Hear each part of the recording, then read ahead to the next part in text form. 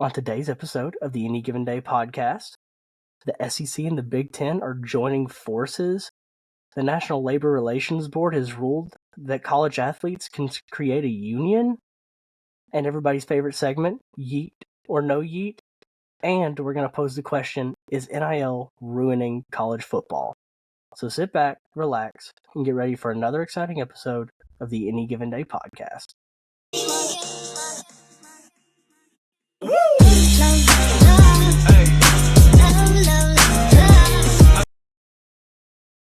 Welcome back, everybody. I'm Zach. That is Hunter. Another exciting episode of the Any Given Day podcast. Today we're going to start it off with some interesting news. Former Boston College head coach Jeff Hafley is leaving Boston College to be the DC for the Green Bay Packers. He brought Boston College to bowl games in 3 of his 4 years there. To me, this kind of poses a question. Is NIL ruining college football? With all these coaches talking about leaving or retiring, is NIL ruining it? So, it's not, in my opinion, it's not just a simple yes or no answer, right? Because the NCAA, when all this started, they didn't think it was just going to happen like that. They thought it was going to be a slow but sure process, maybe 20, 30 years down the road. And then all of a sudden, Supreme Court ruled yes. And they're like, oh no, we are not prepared for this. And that's what you're seeing. Lack of preparation on the NCAA's part for this.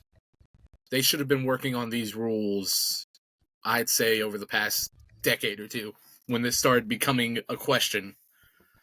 Realistically, when the NCAA games started getting big is when they should have been like, this could pose a problem. Let's start working on a rules package for if this does get approved. And pray that it doesn't, but if it is, we're prepped. So, yes, but solely because of the NCAA's ill-preparedness. I mean,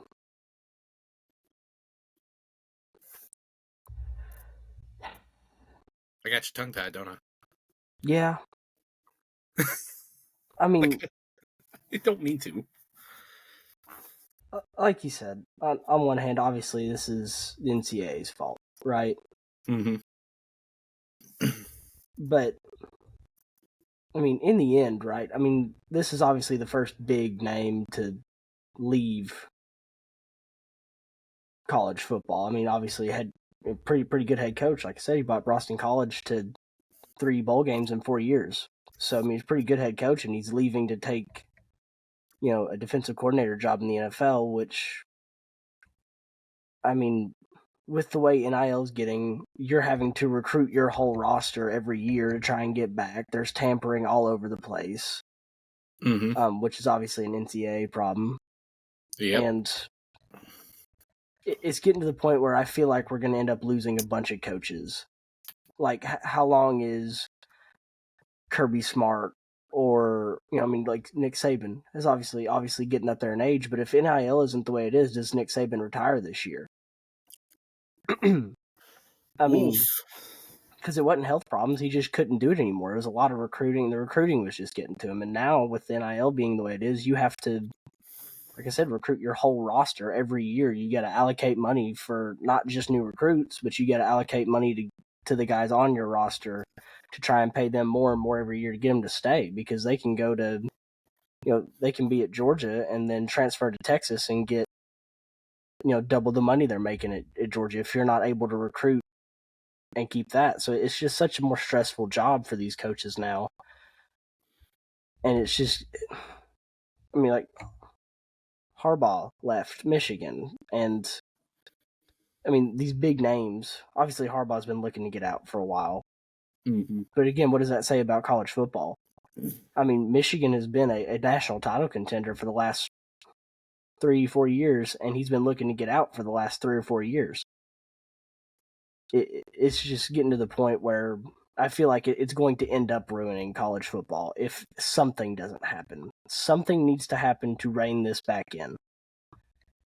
Yeah, agreed. And the whole thing was, before NIL even happened, everyone viewed the NFL head coaching vacancies and coaching vacancies as a whole as less stressful than the college football ones already, because you had to constantly recruit. Like, no matter what, you were recruiting all these high school kids and all this stuff. And so you see guys like Todd Monken, who's all of a sudden having, when he takes a job over at Georgia, he's gone from NFL offensive coordinator to offensive coordinator for Georgia, and all of a sudden he's having to go, and during the 2020 COVID year, he's having to hop online to Fortnite games and learn how to play Fortnite to go and help recruit these high schoolers. And he's, from what some of the players have said, it was just hilarious watching the coaches be like, yeah, no, I can't do this with you tonight. I can't go and help you with this film study because I've got to go and hop on and play some Fortnite with this recruit. And they're just like, what? Right? But now with the NIL, that's amplified even worse, right? Because some of these kids are like, well, it's got to start out at this much money for me to actually even come and look. It's insane to think about it. Whereas with the NFL head coaching vacancies, and not even the head coaching vacancies, the coordinator roles and any kind of coaching position up there, it's like, okay, the only thing you really have to worry about is the draft. And then you've basically got a month or two off completely before you have to start getting back together. OTAs, fall camps. Not even that. You've got time between OTAs and fall camps, too. Then you go fall camp season, and then whenever you get through with the season, whether that's after the regular season ends, at some point during the playoffs, then you're just off until probably about a month or two down the road. I mean, you might have to go to a Senior Bowl here and there, but that's a whole lot stressful than recruiting, because the season's the most stressful part. That depends where you're going to draft your picks at, everything. It's such a less stressful job. It was such a less stressful job before. Now it's even less stressful because of NIL. So, like I said, if the NCAA had prepared a package for it, for the doomsday scenario that said, hey, you can only pay a kid this finite amount, then you wouldn't have what happened with Tennessee resetting the market for quarterbacks. You wouldn't have Florida getting punished right now because they decided to go and try and give a kid $13 million on the sole basis that he actually comes there and plays for them. And then when he does sign, oh, by the way, we don't actually have that much. And now he's trying to find a way out of his national letter of intent and all that stuff. I mean, it got so stupid so quickly because they were not prepared. Right. And to add on to that, I was talking to my dad about this the other day. Basically college football has turned into basically, for baseball fans, the AAA for the NFL. You're getting paid. It's basically like professional athletes. But the thing that makes it more difficult is in the NFL, you have contracts, right? And if you're signed to a team for 4 years, 5 years, you can't just get out of that. You have to wait it out or be traded. In college, it's basically 1 year contracts for every 85 players on the team every single year. You have to re-recruit all 85 players every single year in college football, whereas in the NFL, you sign a contract, you're there. You're tied to that team. So it's basically free agency for all of college football every single year. And it's going to take a toll on these coaches. So if I was a fan, I would be prepared to see some more big-name coaches either take NFL jobs or retire, because it is getting ridiculous if something isn't done. I don't know the answer. I don't know what it is other than having a max number of, hey, this is the max amount that you can pay out to a recruit. But I mean, people are still going to cheat and people are still going to find their way around it. You're not winning if you're not cheating. That's just the way sports work. So Maybe a slight modification to like the national letter of intent is like that the NCAA could make a slight modification to it to be like, hey, yeah, no, if I sign this, I'm going there for at least 2 years. No ifs, ands, or buts. I cannot leave till after those 2 years. And then yeah, that changes a lot of things, right? Look at right. the Justin Fields incident. Look at Caleb Downs. Look at a lot of these guys, Right. you know? And I know this won't be a popular opinion, but we need to go back to, at the very most, a one-time free transfer. Because what they've gotten with you can transfer and play immediately no matter where you go, it's free agency every year. If you go back to the one-time free transfer, yeah, maybe you go to LSU and you're not getting where you want to get on the depth chart. Maybe you're not quite working out. Maybe you don't really fit in their scheme. Yeah, you can get that one-time free transfer somewhere else. But after that, if you want to transfer again, you have to sit out a year. It just deters this free agency. Because, I mean, yeah, you get the 1 year of where, okay, I can go from, LSU to Texas and get a bigger payday, but that's it. There isn't another payday waiting for you the next offseason where you could possibly transfer again. I know that's probably not a popular opinion because, everybody, college athletes, coaches can leave whenever, so players can leave whenever, and that's fine. And if that's a different circumstance, again, you can apply for a waiver then. If a coach leaves, then that's a reason for you to get immediate transfer for a second time. Yeah. But if you're just transferring, nothing's changing at your school, nothing's happened, you shouldn't get to just transfer every year and play at 4 different colleges from 4 years. Yeah.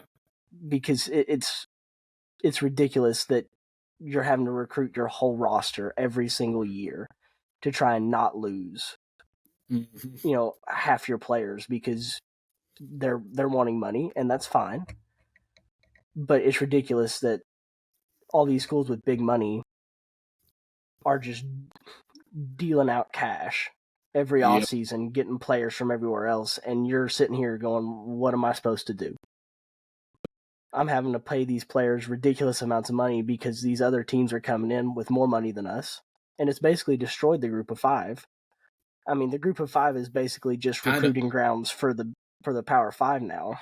I mean, Yeah. you get a good guy in a mid-major college that's just outperforming his recruiting ranking.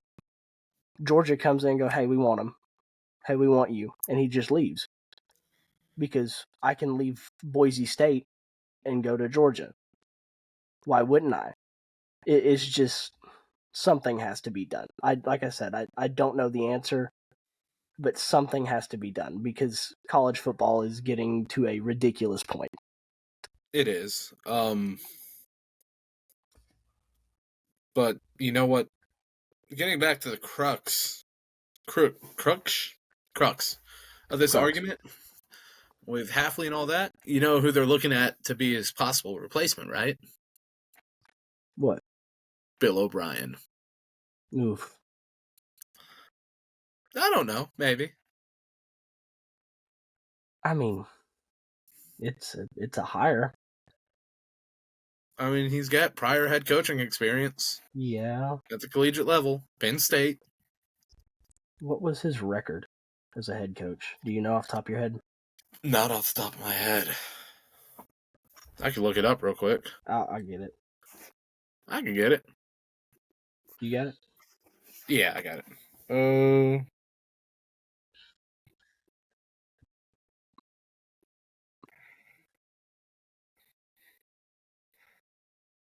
Oh, it's not too bad.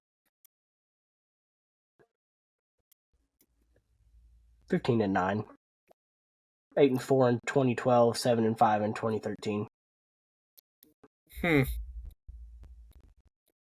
So, I mean, yeah, he was only head coach over at Penn State for 2 years. Yeah, following a unfortunate Yep. Not Yeah. touching that one. Not touching Nope. that one. Not at all. Nope. Maxwell Coach of the Year and Paul Bear Bryant Award. So, I mean, it may work out. I mean, obviously, it could work out great, to be honest with you. But yeah. So, I mean, this would be his second stint as a head coach in college football. He's got experience. Maybe he's built better for college football than he is as an NFL head coach. Some people are just built for that. So yeah. Plus, I mean, he's spent how much time underneath Saban and Belichick at this point? a lot. Yeah. Speaking of Belichick, another little coaching change I forgot to go and mention.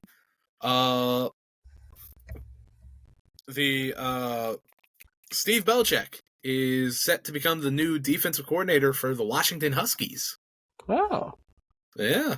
And apparently, Ryan Grubb, I'm not sure how much fire this one has anymore, but he was getting looked at to be named the offensive coordinator for the Seattle Seahawks. So that would take him away from Alabama if he were to accept that, or if he did accept that.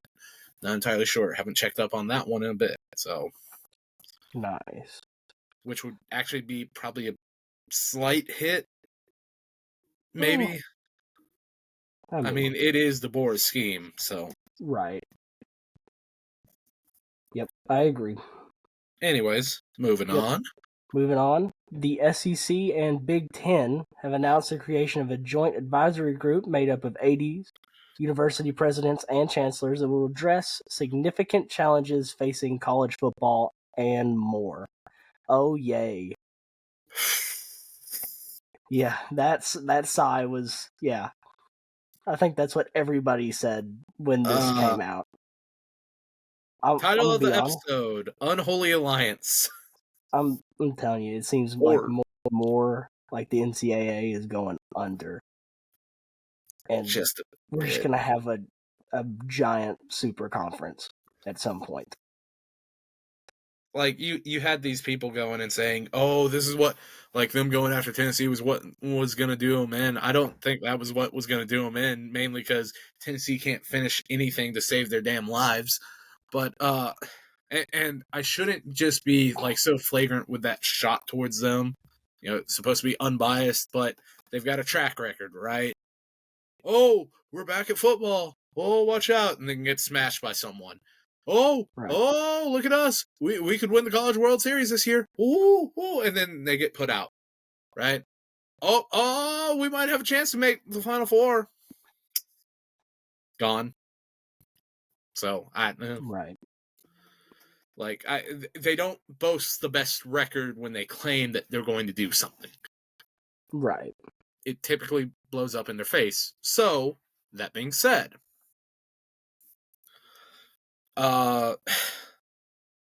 this might actually be the start of the downfall for the NCAA. Because what's to prevent them from eventually just saying, screw it, we're going to make a super conference. Anyone who wants to join us can join us. Right. TV rights, all that. What's stopped Florida State, Clemson, and Miami, Duke, and North Carolina jumping over to the SEC, whereas maybe, let's see, Big Ten region, they've already got Oregon, Washington, and all them. West Virginia, maybe. West Virginia from the Big 12, take them from the Big 12, maybe take Arizona and Colorado from the Big 12 as well. Yeah. Arizona State. I'm going to be... People might hate me.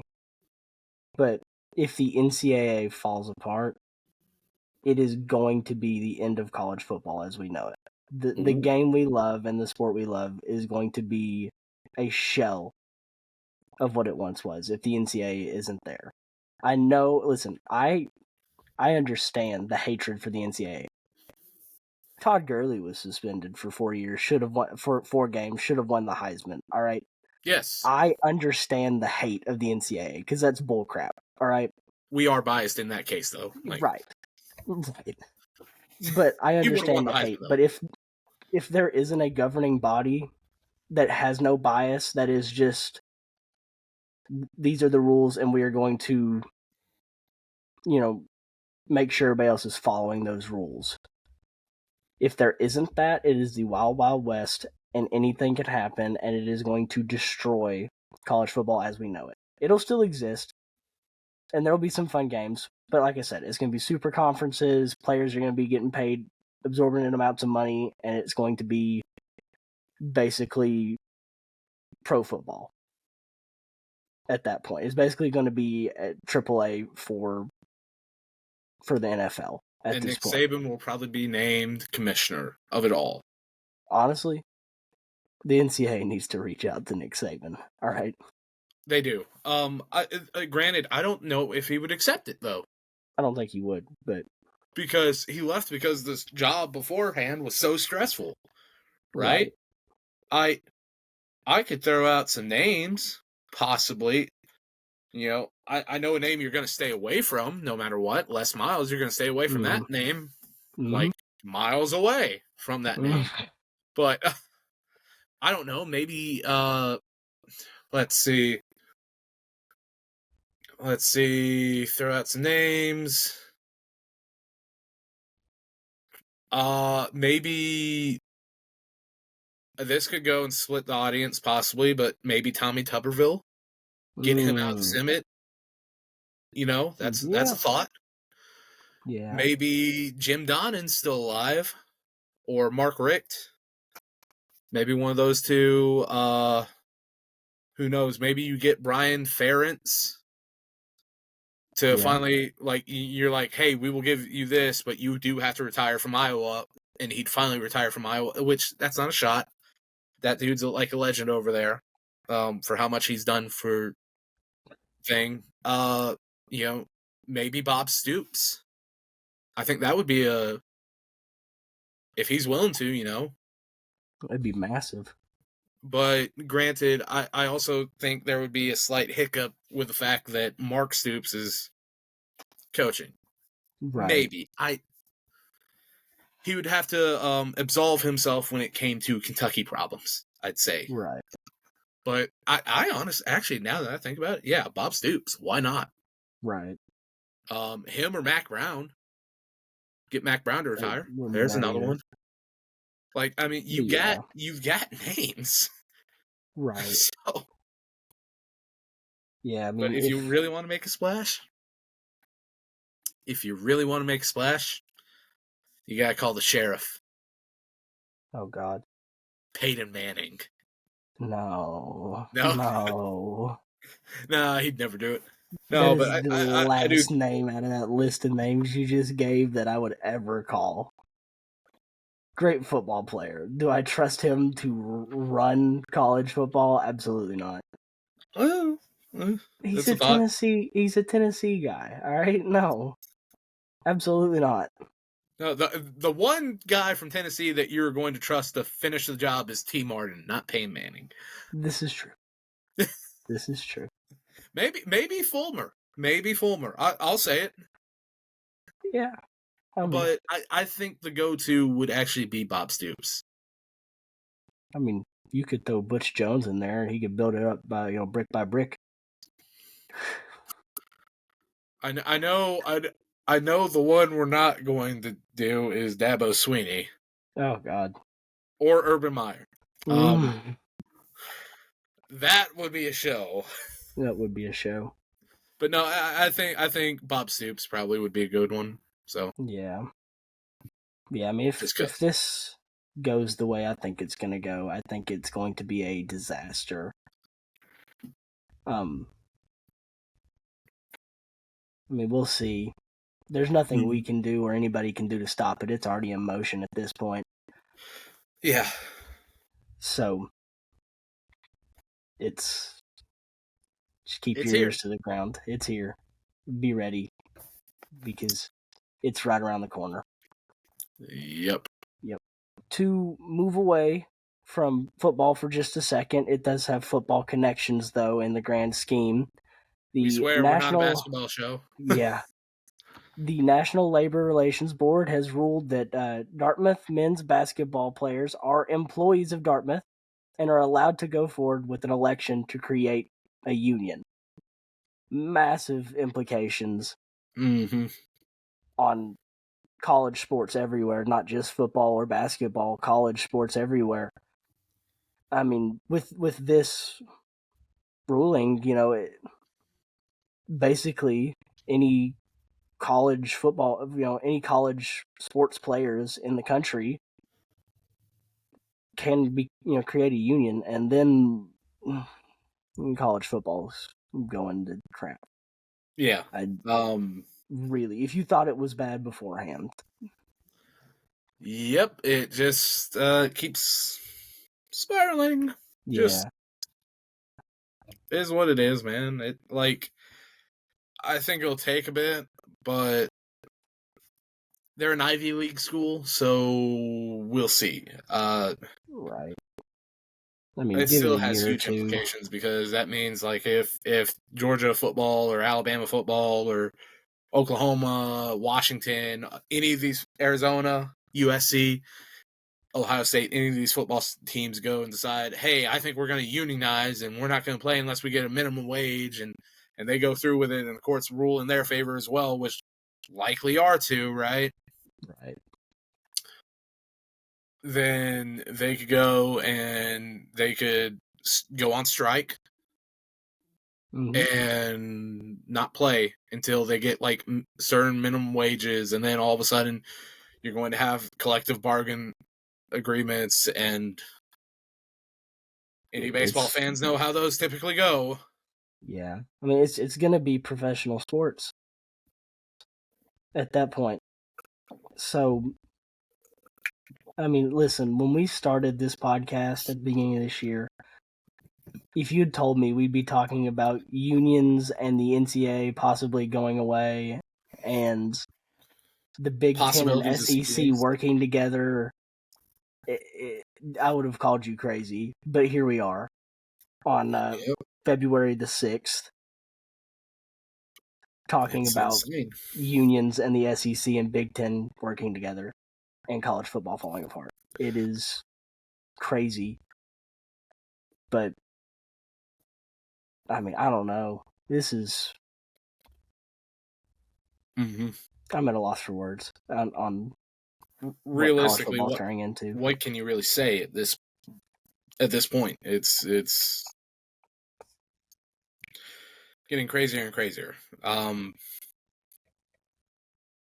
still just I couldn't believe it when I saw that. So yeah.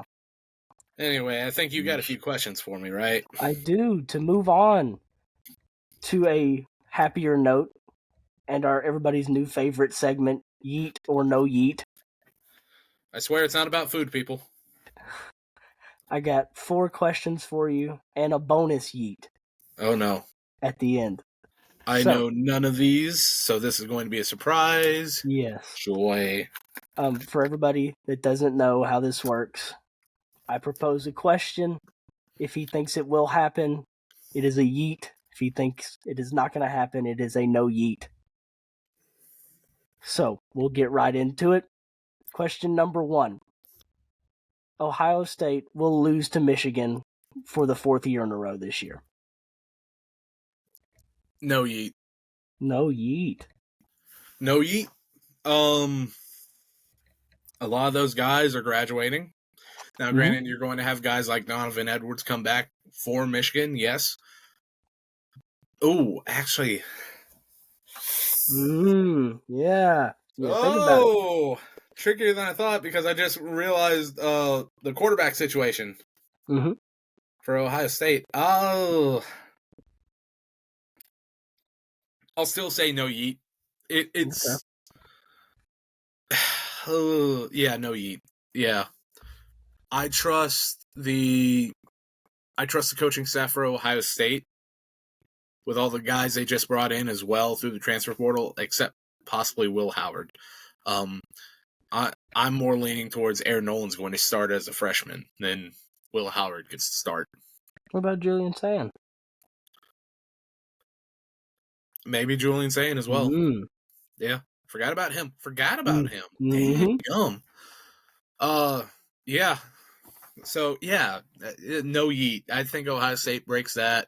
Ryan Day finally gets his win with his own guys against Michigan, and Sharon Moore takes a loss. All right. Leading into question 2, Michigan will lose 3 games this year. What's their schedule? Holy crap. I'll pull it up for you. I knew you'd ask. They have Fresno State to open the year. Mm-hmm. Texas at home. Oh, that's a loss. Arkansas State at home. Win. USC at home. Win. Minnesota at home.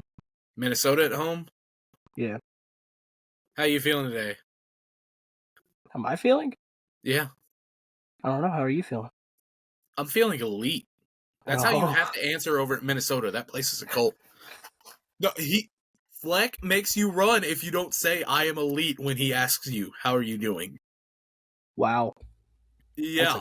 That's cultish behavior. Yeah, he's got like playbooks and all that with all the like these coachisms and as Brooks Austin with Dubs, and like he'll go and ask you to recite, like if he runs into you and asks for you to recite like what's on this page, you have to say it or else punish running as well. I mean, it's bad. We're talking about next week. Next episode, we are diving deep into Minnesota. All right. We are exposing the cult that Minnesota is. Oh God, we're gonna turn it into a true crime doc on college football. Just for 1 week. Just 1 week. To be fair, that would actually be a pretty good podcast. I'm telling you, it would. But anyways, keep going. Next is at Washington. Ooh. That's a toss-up. I think it's at Washington. At Washington. 50-50 on that one. That could go either way. At Illinois.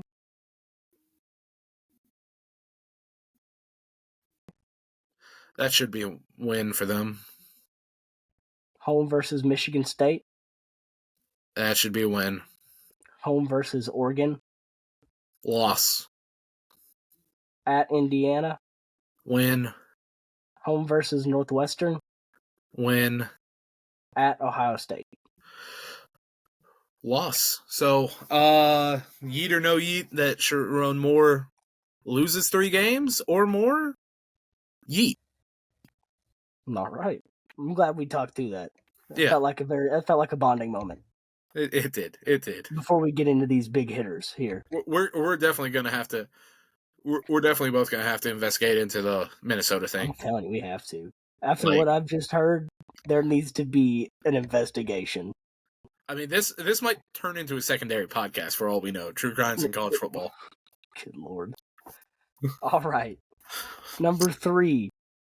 A conference champion will not win the national championship this year.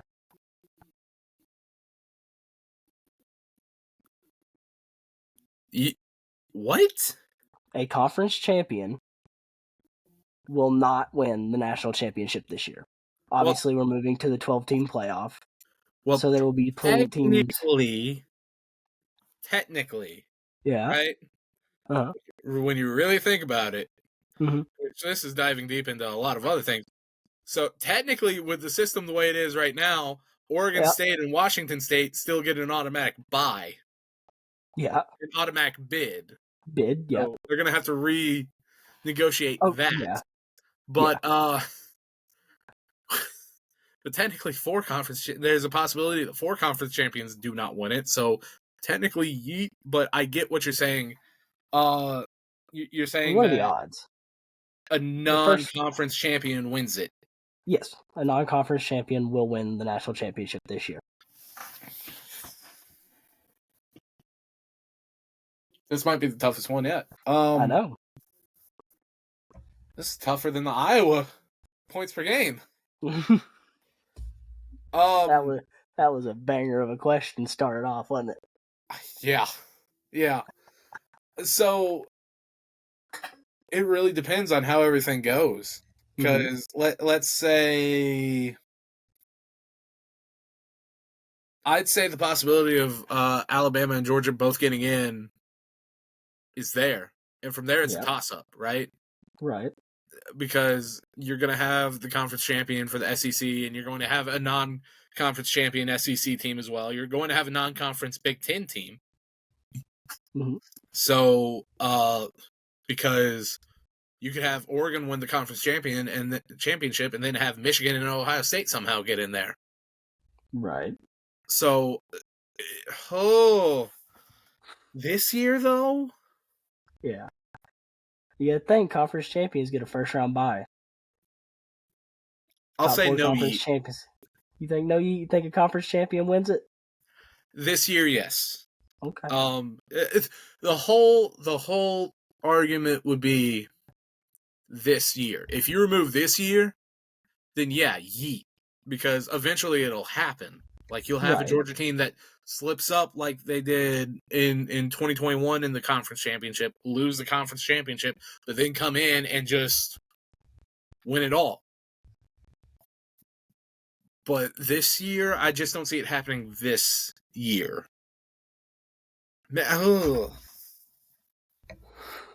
Actually, this might be the best year for it to happen. I'm sticking with no yeet. Okay. I loved seeing the progression there through your mind and your thought process. That was You beautiful. love seeing me struggle. You're just like, oh, beautiful. This is entertainment. Where's the popcorn? Just wait for the next one. Oh, no. Number 4. The national champion this year will not be from the Big Ten or the SEC.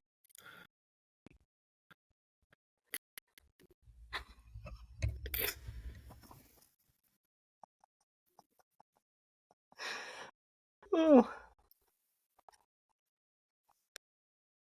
I mean, I think there's at least 2 chances. No yeet. No yeet. No yeet. You think national champion will be from the Big Ten or the SEC? I mean, the odds are there. There's Yes, numbers are in their favor. There's a good chance there could be 3 SEC teams in the playoffs. The Big Ten added Washington, Oregon, and Ohio USC, State, Michigan, USC. So they really buffed up their chances with Oregon, I think. SEC's still got Alabama, still got Georgia, still got Ole Miss, there. Tennessee's starting to crawl up a bit. I'd like to see how Mizzou handles this year. They've still got Brady Cook, if I remember correctly, so that's good for them. So we'll see, but I think the odds are in the SEC and Big Ten's favor. That was less challenging than the other one. I now have 2 bonus yeets. 2? You told me 1 bonus yeet. I know, but you just added a yeet for me. Gosh, dang it. You've done this to yourself. How have I done this to yeet myself? Number 1. You've done it to yourself, you'll see. Bonus yeet number 1. The SEC and Big Ten will each have 4 teams in the playoffs this year. No yeet. No yeet? No yeet. It's entirely possible. Is it, though? So yeah. So no, there's 4 conference champions. Oh no, it's not possible. Yeah, no yeet. Because there's a group of 5 team. Automatic All bid. Right. They'll each have 3. Yeet. Okay. I could see 3. I can't see each 4 because for 1, that's impossible. It's impossible. My math was off. I counted it and I was like, yeah, possible, but not with the group of 5 automatic. See. No, it's stupid, right? I just remembered Texas and Oklahoma are moving to the SEC. I blanked on that. It was just like, oh yeah, this is common knowledge now, right? Then all of a sudden it's just like, oh yeah, that is happening. Dadgummit. Please. Okay, so was that the second one you just came up with? That was the second one I just came up with. Okay. The last one has nothing to do with college football. Oh no. This is to just end off the show and to take, to make Hunter mad. Bonus sheet number 2, the final yeet of the show. The New York Mets will win the World Series this year. It's their year, baby. Come on. Say it with me. It's their year.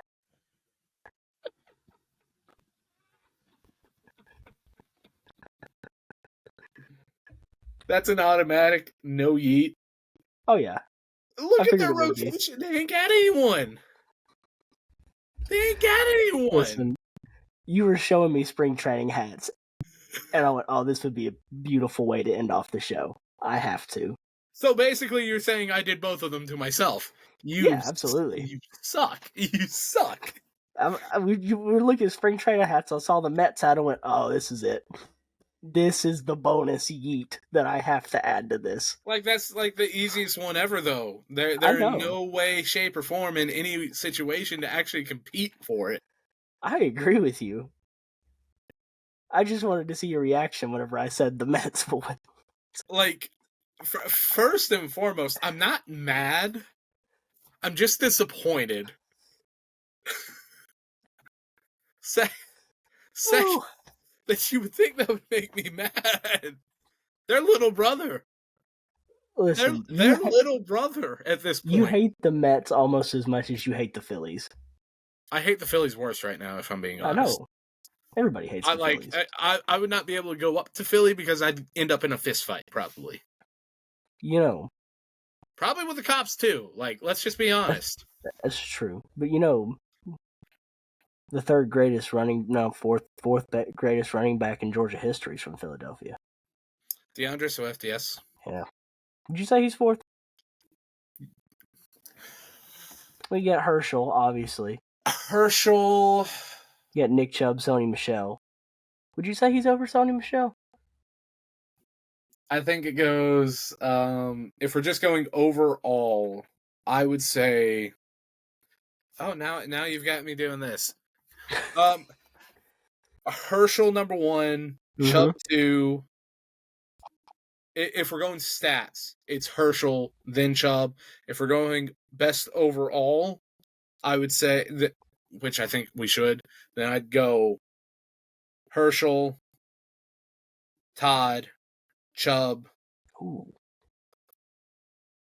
Garrison Hurst, yeah, Terrell Davis. Wow. You know, I forgot Todd Gurley existed, even though we mentioned him earlier. You literally mentioned him earlier in this episode. I know. I forgot Todd Gurley existed. That's my bad. Then you forgot Garrison Hurst, who was robbed of a Heisman. I did forget Garrison Hurst, yeah. Terrell Davis, who was 2 Super Bowls and Super Bowl MVP. Listen, recency bias. All right. Fair. Although Nick Chubb has proven to be one of the best. Yeah. Yes, without a doubt. Look, there's, if we're going based on throughout history, you could add Sinkwich in there because he's got a Heisman. Yeah. Him and Herschel are the only ones with Heismans. Todd Gurley should have a Heisman. I'm just saying. I might be a little sour about that. Chubb should have one too, in my opinion. Yeah, well, you know, unfortunately. Yeah. I mean, you want to talk about falling off. Sony Michel was ranked over Nick Chubb coming out of high school. He used it all in 2017. Yep. Now, granted, he still got, 2 Super Bowl rings before he retired? Oh yeah. I mean, so, I mean, hey, he's set, man. I mean, yeah, he had a decent NFL career. I mean, he won 2 Super Bowls. Most people can't say that. I don't know if Nick Chubb will ever win. They've even been to a Super Bowl. Oh, yeah. I mean, if you're looking at just pure accomplishments, I don't know if Nick Chubb's ever going to win a Super Bowl with that poverty franchise. I wonder how different things are. They might have finally found their quarterback in Joe Flacco. I know. It's weird to say. But how different is it if they have a healthy Chubb with the way Joe Flacco played this year? And the way that defense was? I mean, if they hadn't traded for a certain quarterback that I will not mention, and destroyed their franchise and all their draft picks, they'd probably be all right. Thank God Arthur Blank screwed up on that. Yeah, you ain't kidding. That would have sucked. Anyways. You wouldn't have had Bijan. Not that Arthur Smith used Bijan. You know, neither here nor there. Neither here nor there. That's kind of pro, so. Yeah. Whoops. All right. Well, thank you for watching. We'll be back next week with our deep dive into Minnesota and whatever cultish stuff is going on over there. I'm telling you, there needs to be a serious police investigation. All right, we need to make sure these kids aren't being held hostage. Because something's up with Minnesota. That is ridiculous. I forgot this one, too. Fleck has them go and stand up and applaud when he comes into the room. And if he doesn't think it's good enough, he'll walk out and do it again. Was this dude in the military or something? I don't think so. It seems like some military-esque stuff, all right? He seems Not like even he's like... that. He was in a cult as a kid. Had to have been in a cult as a Possibly. That's next week. Guys, hit the like, subscribe. Hit the thumbs up to go and give us a like. Subscribe. Hit the bell for a notification to let you guys know when we're on and all that. Follow us on Twitter, TikTok. We're on Spotify as well. Have we posted any recent episodes to Spotify? It stopped working. I could never get it to work. We're not on Spotify anymore.